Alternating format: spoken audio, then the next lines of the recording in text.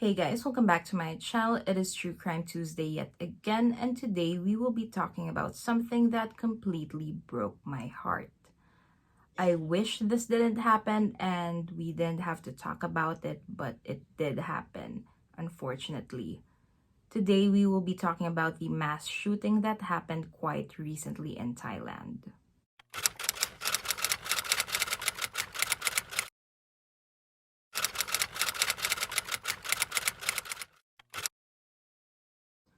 On October 6th, 2022, at around noontime, as the kids took their lunchtime nap at a daycare center in Nong Buang Lampu, Northeast Thailand, a distraught man came to pick up his 2-year-old stepson, only to be told that he wasn't there. Upon hearing this man suddenly becomes outraged and started attacking everyone in sight. The teachers were quick to act, locking the doors to where the children were peacefully sleeping. But the man was faster, shooting the door twice before finally entering the room, where he started to stab and shoot the defenseless, sleeping children along with a few teachers. He then escaped the scene in his white pickup truck, shooting and running people over along his way home. A manhunt was set right away for his capture, with the authorities swiftly swarming the surrounding areas of his home, asking for him to surrender. Upon hearing no response, the police entered the home, only to find the entire family dead and covered in their own blood. This man had shot his wife and 2-year-old stepson before taking his own life. This man was then identified to be 34-year-old Panya Khamrab, a former police corporal who was dismissed from the force the year prior due to drug use. It was then revealed that hours before attempting to pick up his stepson at the daycare, he was actually in court attending a hearing regarding his drug-related charges. There are a total of 36 fatalities, 24 of which were children aged 2 to 5 years old. Aside from this, 10 more people were injured. One of the victims killed was the kids' teacher, who was 8 months pregnant, and she did everything that she could in order to protect these children. According to witnesses, Panya Khamrab was armed with a shotgun, a pistol, and a knife. Most of the fatalities were caused by stab wounds. He also ran down and killed a woman as he was fleeing the scene. This is considered to be Thailand's deadliest massacre ever carried out by a lone perpetrator. This came out as a shock, as mass shootings are quite uncommon in Thailand. The last was in 2020, when a soldier went on a 16-hour shooting spree in a shopping mall. It's just so heartbreaking to watch the news about this case, seeing the families of the victims mourn their losses. Seeing all of those tiny caskets is just so sad. Caskets should never be that small, in my opinion. Those were dozens of innocent lives taken just because a guy made a bad decision and decided to inflict pain on others. Now, according to reports, it was raining quite heavily that day, therefore making a lot of the parents opt to have their kids stay at home instead. Usually, there would be around 70 to 80 kids that attended this daycare on a daily basis, but because of the heavy rainfall, only around 30 came that day. It was also later revealed that Panya Khamrab's stepson had actually been pulled out from the daycare center way before this incident, and he had stopped attending the facility 2 months prior to the attack.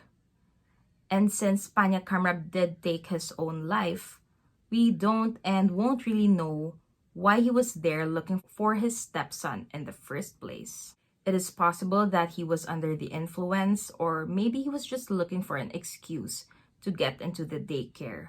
But whatever his reason was, this case still remains extremely tragic and devastating. And to be honest with you guys, although this case was quite easy to research as there's not really a whole ton of information about the investigation, it was very emotionally challenging for me to watch the news reports on this because this just really hits home for me. A lot of you guys don't know this about me, but I used to be a teacher. That was my first job at the age of 21, and I specifically taught preschool and elementary school kids. And I just can't imagine anything like this happening to my students.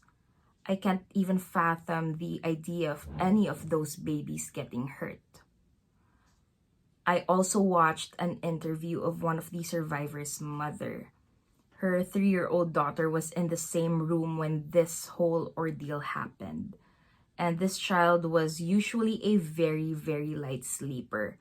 But for some reason that day, even though there was clearly a huge commotion happening, this little girl stayed asleep. She was reportedly sleeping on the very corner of the room, covered in multiple blankets. And due to her very small frame, the perpetrator didn't really notice her there. Because of this, the 3-year-old girl miraculously came out of this unscathed. Now, on the other hand, her best friend, who was sleeping right next to her, was stabbed and sadly did not survive this heinous attack. I mean, can you even imagine witnessing something this vile and violent at the tender age of 3? This whole incident was so traumatic for this little girl that she actually doesn't remember a thing. Yes, she did not witness the actual attack itself, but she did wake up to find her friends and teachers bleeding and losing their lives in front of her very eyes. She was there when authorities went into the crime scene to check for survivors. She witnessed the family members of her friends crying outside and must have been so confused. Her mother also stated that a few days after this, she asked why her best friend wasn't in class. And because her friend's house was on the way to the daycare, they would usually pick her up and walk there together. She asked her mom why weren't they dropping by her friend's house, so she finally told her daughter the truth that her best friend died along with their teacher. She wasn't told the reason why, but this of course still made her extremely sad. And what's worse is, she doesn't have a clue where the rest of her classmates are. She has no idea that most of them had perished. And although she will eventually learn what actually happened that day, I honestly hope she never remembers witnessing any of it. And honestly, that is all that I have for you guys for today's video. As I have mentioned, this case was solved right away.